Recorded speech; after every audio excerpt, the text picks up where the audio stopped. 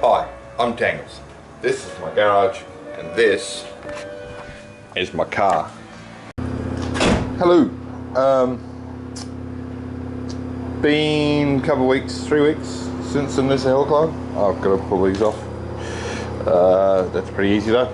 I can't remember what I've done. If I recorded something after that. I don't think I did. It was good. Footage, stuff, video, its own thing, probably done and probably seen. This weekend is a Lotus Club driver training centre day thing, so which is, you know, a short track laid out. It's tarmac, a little bit of concrete, a big concrete roundabout thing. Now, one of the biggest limitation I had at the hill climb was staying in my seat. I've got a seat over there. I'm going to pull this one out and see.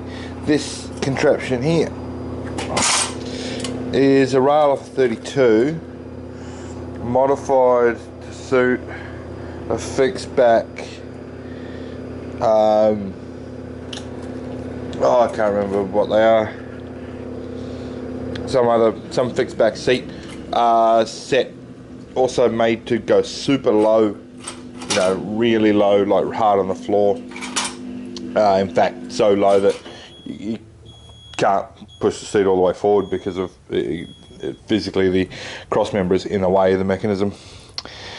I made it for a friend, for his car, for his 32. He's changed seats. Oh, they're bride seats. So since he's changed seats and he's selling those, he doesn't need this. So I picked it up and I thought I'd see if I can get lucky and marry those three together, the car, that rail, and the seat. The seat comes with universal rail attachments on it. You know, like so, these things. So yeah, see if I can marry that up to that and slam it in, because yeah, the staying in the seat was actually a real problem at the hill climb.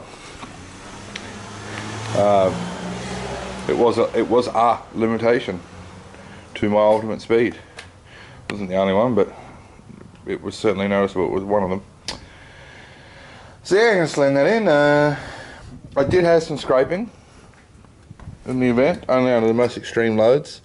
As you can see here, there's witness marks where it's just taken a little bit of a scrape, so I might get in there with a hammer and just work a bit more out of that. I didn't hear any scraping on this side.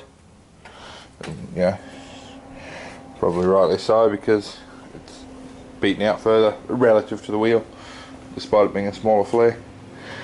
So yeah, that's where I'm at. I'm gonna pull the seat out now and have a look. Okay, so these are a 14mm head. I thought they were 17.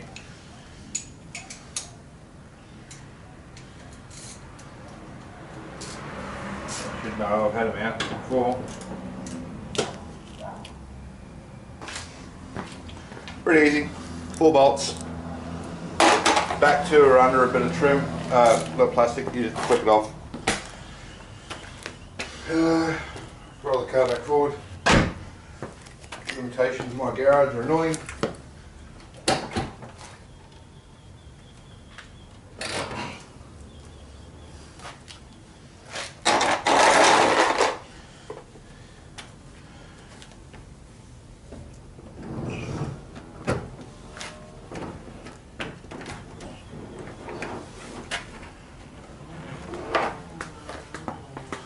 Voila.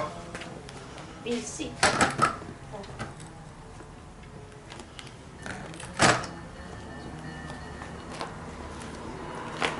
So,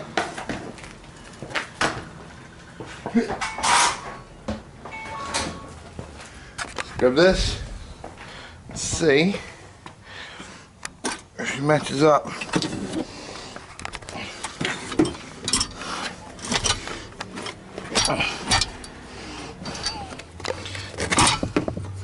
So as you can see, I don't know if you can see, give me a torch. Okay, got a light now. So yeah, it seems to line up. We've got a hole there, hole here, one on the front here, and one on the front over here. So, and you can see how low it is. See, this is as low as it can be. It hits that member there. That's why you can't slide it all the way forward. And at the back here is sitting on the floor pan as well. So yeah, I'll take the seat rail off that seat, put this one on it. No, I won't do that because I'm going to put it on that seat. I'll get this seat rail and slam it on that seat, and then slam the seat in and see what happens. Well, unfortunately, this does not look like it'll be a straight bolt up situation. These are on the piss a bit, so I'm going to loosen those on the side, attach it to this, and then see if it'll all pull together. But it seems like it's quite a way away from lining up. It's lined up with the outer edge on this side, and this side's nearly outside the rail, so it's a big angle though that they're sitting on. I guess just had to wing it, have a look. What it does look like it matches up to reasonably well is the mounts directly in the seat, so that might be where I end up going. Yeah, I'll see what happens. So I've confirmed here that these will not go. These are loose on the sides, quite loose on both sides, pulled all the way up. Will not line up there. Will line up here though. So, but that moves the whole rail slightly off centre, which will impact where the seat sits relative to the steering wheel. So I have to have a look at that. Basically, I've got to look at square one and see what I can and can't do from scratch. You know, I mean, I could always modify these, I suppose, draw some other holes in it. All else fails. It's not that hard. But I just have to see, have a think, do some test fitting, see where everything wants to sit, and then make a decision based on that. But as we know, you know, it wasn't going to fit to these rails. But it is so close to fitting on a direct bolt up, it's not funny. It doesn't quite, it's a 15th of a fraction of a hole out. I think it's just due to angles.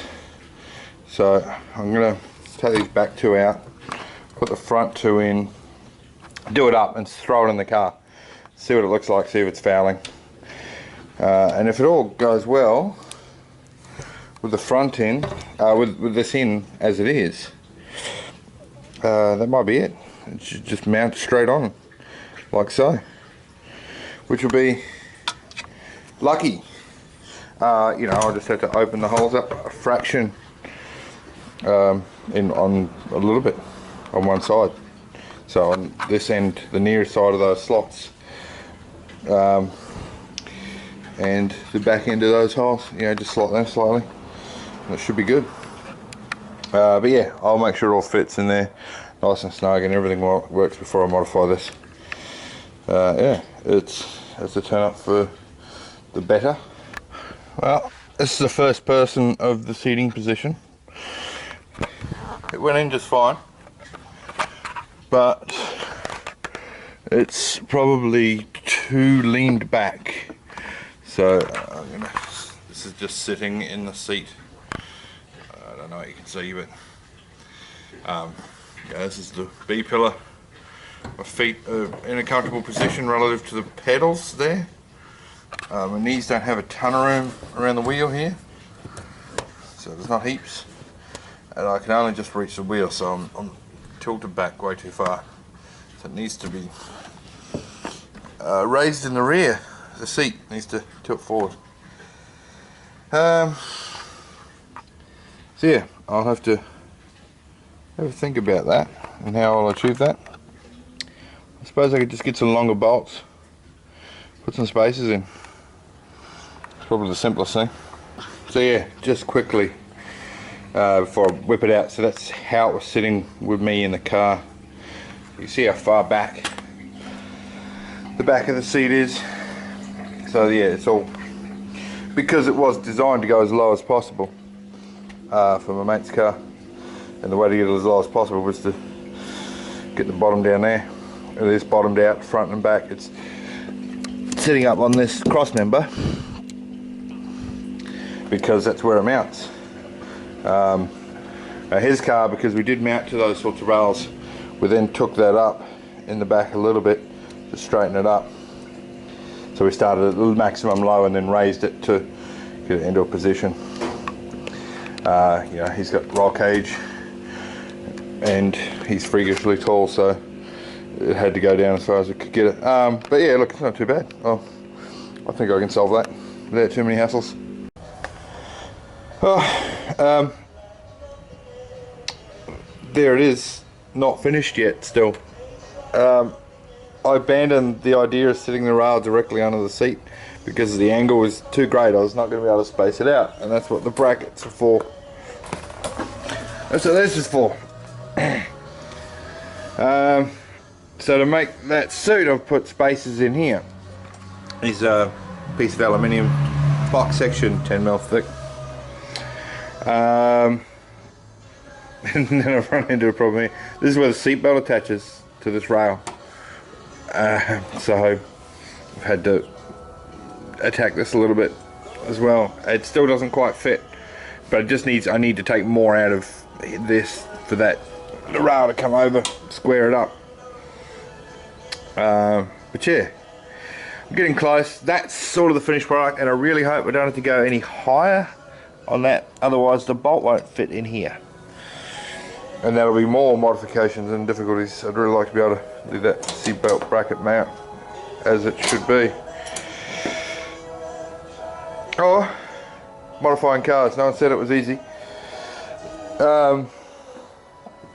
Yeah, it's been a bit of a pain. It's taken multiple hours. I've had a storm, and so it's all sticky and hot and horrible. So yeah, but you know, it shouldn't be too long now. I should have it in, to be honest. It won't take too much more effort to get it in. All the hard work's done. Alright, I've had it in the car and the position's good.